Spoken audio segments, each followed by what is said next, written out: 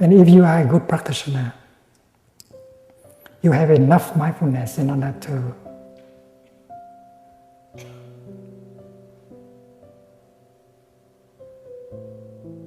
handle whatever needs to be handled. Suppose anger is coming up in you as an energy. As a practitioner, you don't allow anger to be alone in you, because if you let anger to be alone in you, anger will cause a lot of damage in your body, in your mind, and maybe around you. That is why we practice mindfulness of anger. Breathing in, I know anger is in me. Breathing out, I smile to my anger. I embrace my anger.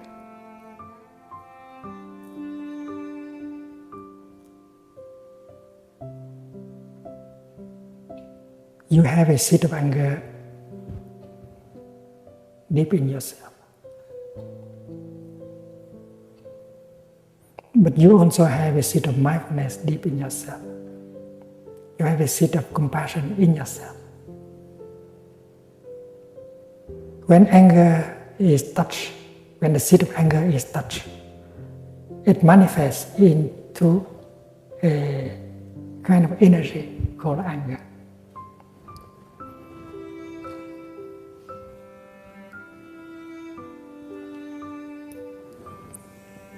Suppose this is your consciousness, and it has two layers. The lower layer is called store consciousness, and the upper layer is called mind consciousness. You have a seed of anger here. You also have a seed of joy, of mindfulness, of compassion, of non-discrimination. You have a seed of anger, of despair, of jealousy, of discrimination in the depth of your consciousness. But when the seed of anger is left alone there in the store consciousness, you don't water it, no one come and touch it, you are okay. You can laugh, may have a good time. But that does not mean that you don't have the seed of anger in you. As soon as you hear someone saying something or doing something, the seed of anger in you is touched. And it becomes a zone of energy on the realm of mind consciousness. In Buddhism, we call it a mental formation. Anger is a mental formation.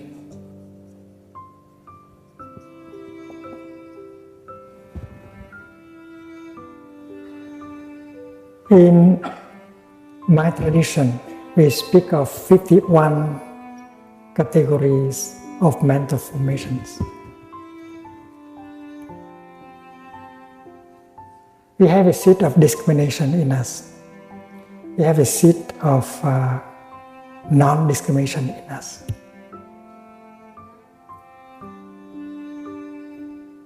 That is true. If the seed of discrimination is watered every day, it becomes very important. And it doesn't allow the seed of non-discrimination to manifest. If the seed of anger becomes stronger and stronger every day, the seed of compassion have less chance. And that is why every time a negative seed is touched and manifest, we have to take care of it. That is why I spoke about mindfulness of anger. When mindfulness is the capacity of knowing what is happening is anger has manifest. So as a practitioner, you ask the seed of mindfulness to manifest at the same time. And if you are a diligent practitioner, the seed of mindfulness in you is strong enough, and it's very easy for you to touch and invite it to come up. And it become a zone of energy.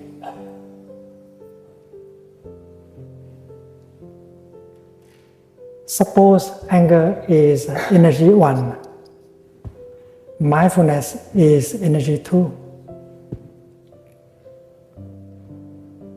Mindfulness is mindfulness of something. And here, mindfulness of anger.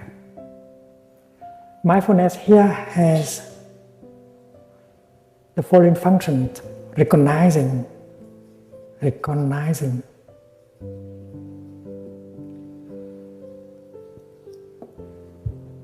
Anger as anger.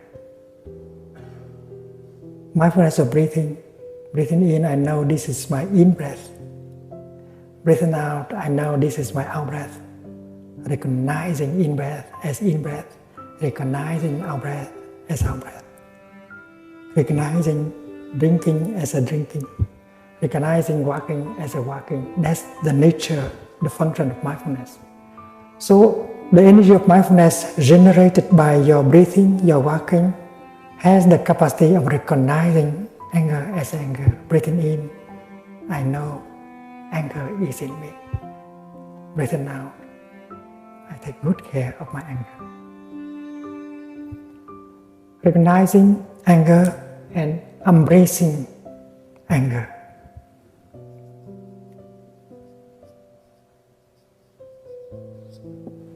This is an art. This is a practice. There's no fighting. Mindfulness is generated not to fight anger, but to recognize anger and to hold anger very tenderly. That is Buddhist practice. You do not transform yourself into a battlefield, the good fighting the ego. That's not Buddhism. Because you are mindfulness, but you are also anger. And mindfulness plays the role of a big sister, holding the angry, the suffering younger sister and help her to transform.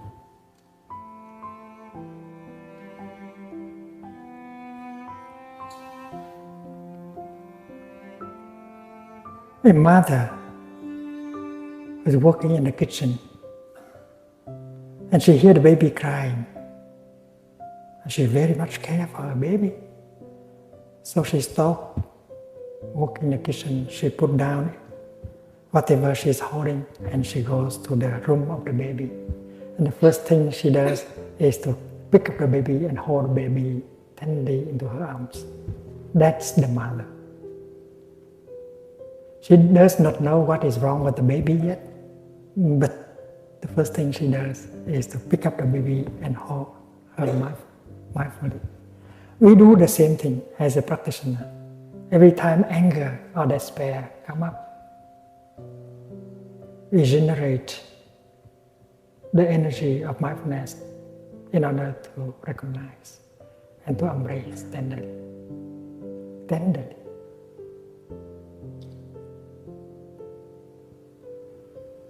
And if we know how to practice mindful walking or mindful breathing, we continue to generate mindfulness. And we have that energy in order to recognize and to embrace. And we can bring a relief. Because mindfulness as an energy, embracing anger as another source of energy, tenderly. Big brother, younger brother. Although the mother has not realized what is wrong with the baby, but the fact that she is holding the baby tenderly can already bring a relief to the baby, and the baby may stop crying.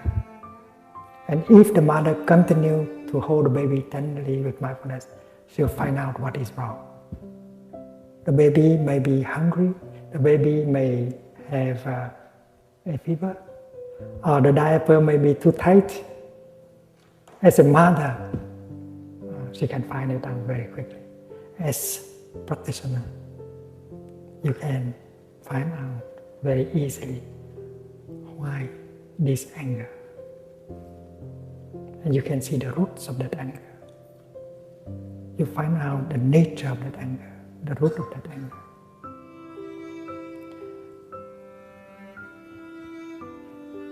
If the mother found out what is wrong with the baby, she can fix the situation very quickly. If the baby is hungry, she gave her some milk. If the diaper is too tight, she just undo it and do it again. So after having embraced tenderly your anger, you might like to continue the practice of mindful breathing, the practice of mindful walking, and look deeply into the nature of your anger and find out what is the root of your anger. Recognizing, embracing, and looking deeply.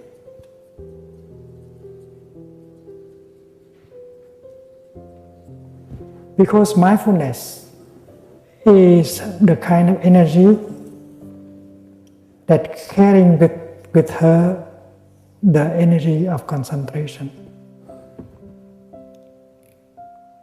Wherever mindfulness is, concentration is also. When you are mindful of your in-breath, you are concentrated in your in-breath. When you are mindful of your tea, you concentrate on the tea. And that is why the more powerful mindfulness is, the more concentration you get. And with that mindfulness and concentration, you practice looking deeply and you get insight.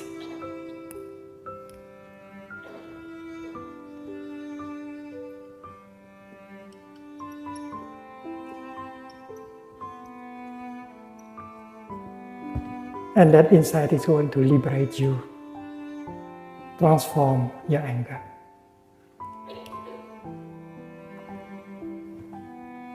There is a story of a young boy who used to come to Plum Village every summer with his younger sister. And they practice mindfulness as children. The boy had difficulty with his father. He blamed his father. Every time he fall down and get hurt, his father always shouted at him instead of coming and help him.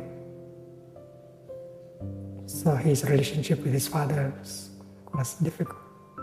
And he vowed that when he grew up, he would not be like his father. If he has children and then if his child fell down and get hurt, he will not shout at him. Instead, he will come and try to help. That was determination. One day, he was in the lower hamlet of Plum Village, and her sister, while playing with another little girl on the hammock, fell down and get hurt, and the blood was coming down. Suddenly, he found himself very angry. He wanted to shout, "Stupid! How could you come? How could you do something like that?"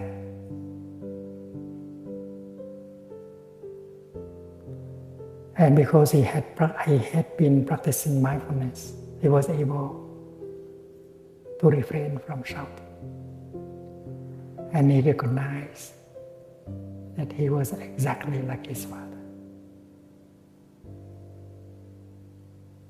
Instead of trying to come and help his sister, he had the tendency to shout at her. He hates what he has within himself. So when he practiced mindful breathing, he knew that this is a continuation of his father inside of him. He is not different from his father. And with that insight, he turned around and practiced slow walking. When he had seen someone coming to help his sister. And during slow walking, he recognized that he's a continuation of his father. The energy of anger has been transmitted by his father. And if he does not practice, he is going to become exactly like his father. And he will treat his children in the future in the same way. That is called samsara, continuation. And suddenly he had a desire that he had to go home and tell his father that he has exactly the same kind of energy, and he would invite his father to practice with him. And when that intention was born in him, his anger, resentment toward his father began to dissolve.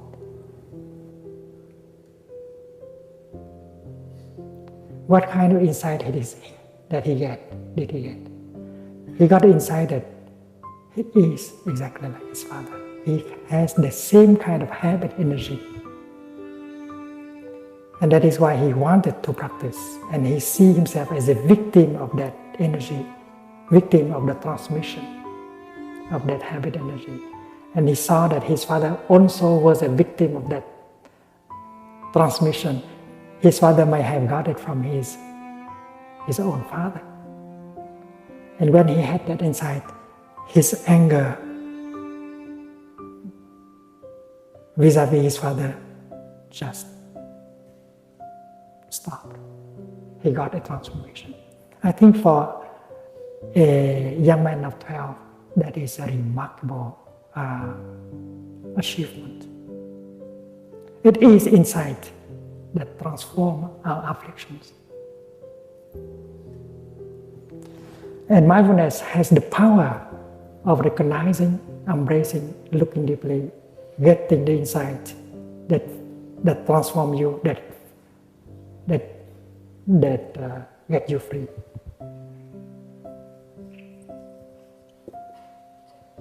Transformation and healing and freedom.